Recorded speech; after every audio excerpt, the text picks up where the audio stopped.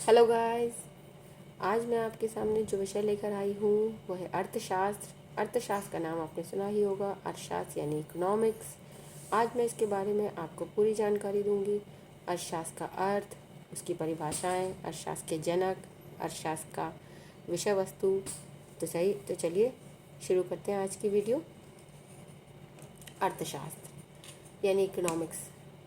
अर्थशास्त्र की उत्पत्ति कहाँ से हुई, पहले हम इसके बारे में बात करते हैं। चंद्रगुप्त मौर्य का नाम आपने ज़रूर सुना होगा। चंद्रगुप्त मौर्य के प्रधानमंत्री कौटिल्य ने अर्थशास्त्र नामक ग्रंथ की रचना की। सबसे पहले अर्थशास्त्र नामक ग्रंथ की रचना किसने की? कौटिल्य ने। कौटिल्य को चाणक्य या विष्णुगुप्त के नाम से भी जाना जाता है।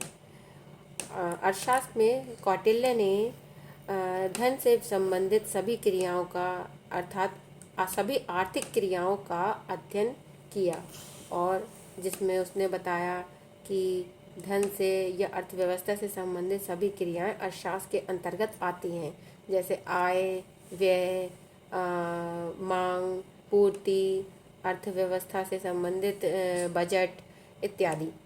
इसके बाद अर्थशास्त्र का स्वरूप समय समय पर बदलता चला गया, और इसके विषय वस्तु में भी, इसके प्रारूप में भी, इसके अर्थ में भी विभिन्नता आती रही।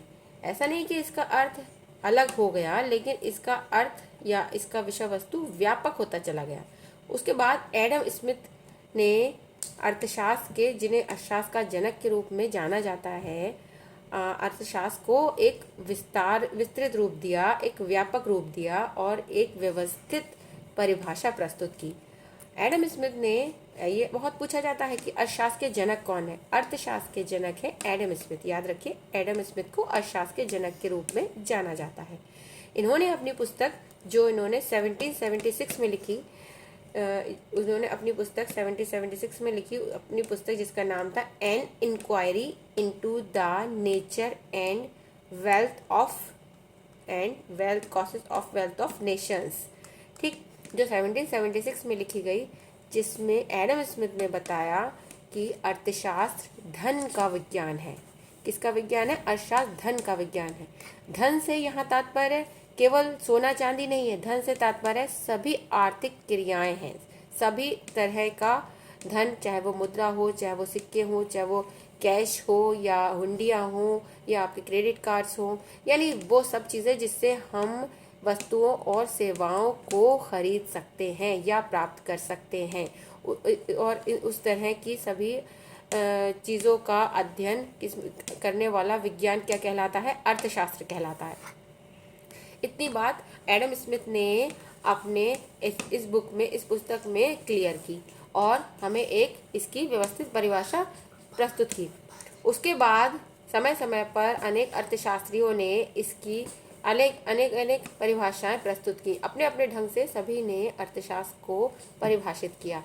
J.K. मेहता, J.S. मिल, J.B. से और भी बहुत से अर्थशास्त्री आए जिन्होंने इसकी अलग अलग परिभाषाएं दी। किसी ने कहा कि ये असीमित आवश्यकताओं को, सीमित साधनों को, सीमित साधन हैं और असीमित आवश्यकताएं हैं, तो किस प्रकार हम दोनों में संतुलन स्थापित कर सकते हैं, ये सीखते हैं अर्थशास्त्र में। और अलग अलग अर्थशास्त्रियों ने अलग अलग परिभाषाएं प्रस्तुत की। उसके बाद वर्तमान संदर्भ में अर्थशास्त्र को इस प्रकार कहा जा सकता है या समझा जा सकता है या परिभाषित किया जा सकता है कि अर्थशास्त्र वह सामाजिक विज्ञान है जिसमें इस प्रकार की आर्थिक क्रियाओं का अध्ययन होता है, जिसमें उत्पादन, विनिमय, वितरण और उपभोग सभी आ जाते हैं। यानी अर्थशास्त्र के अंतर्गत पूरा अर्थशास्त्र किन चीज़ों पर केंद्रित है? उत्पादन, विनिमय, वितरण और उपभोग।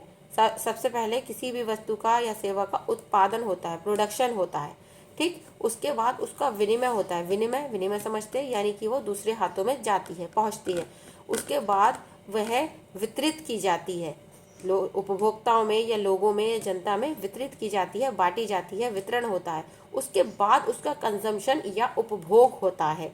उपभोग यानी कि लोग उसको यूज करते हैं, उस वस्तु को या सेवा को, और सभी आर्थिक क्रियाएं इसी के अंतर्गत आती हैं। फिर इनका व्यापक अर्थ आ जाता है, ये व्यापक स्वरूप आ जाता है, जो आगे चल के डिटेल में अर्थशास्त्र के अंतर्गत अध्ययन किया जाता है। लेकिन शॉर्ट में अगर हम कहें तो अर्थशास्त्र वह सामाजिक विज्ञान है जिसमें उत्पादन, विनिमय, वितरण और उपभोग का अध्ययन किया जाता है। इतनी बात समझ में आ गई आप लोगों को? आगे चलें। अर्थशास्त्र दो प्रकार का होता है, यानी दो तरह का अर्थशास्त्र होता है। एक है व्यष्टि अर्थशास्त्र और एक समष्टि अर्थशास्त्र। व्यष्टि यानी कि माइक्रो इकोनॉमिक्स और समष्टि यानी कि मैक्रो इकोनॉमिक्स। व्यष्टि अर्थशास्त्र नाम से व्यष्टि का अर्थ है सूक्ष्म यानी कि छोटा, और समष्टि का अर्थ है व्यापक यानी कि विस्तृत। तो व्यष्टि अर्थशास्त्र के अंतर्गत सूक्ष्म रूप में अर्थशास्त्र का अध्ययन किया जाता है, जैसे प्रति व्यक्ति आय, एक परिवार, एक फर्म, एक उद्योग इत्यादि। और समष्टि अर्थशास्त्र के अंतर्गत हम संपूर्ण अर्थव्यवस्था का, राष्ट्रीय आय का, राष्ट्रीय उत्पादन का, अंतर्राष्ट्रीय व्यापार का, इन चीज़ों का हम अध्ययन इसके अंतर्गत करते हैं। संपूर्ण मांग का, संपूर्ण पूर्ति का अध्ययन करते हैं। इसके इन व्यष्टि अर्थशास्त्र और समष्टि अर्थशास्त्र के बारे में मैं आपको डिटेल में बताऊंगी अपने आगे आने वाली वीडियोस में। अगर मेरी वीडियोस अच्छी लगी आपको तो इसको शेयर कीजिए, लाइक कीजिए, सब्सक्राइब कीजिए चैनल को, और मिलते हैं अगली वीडियो में। Thank you.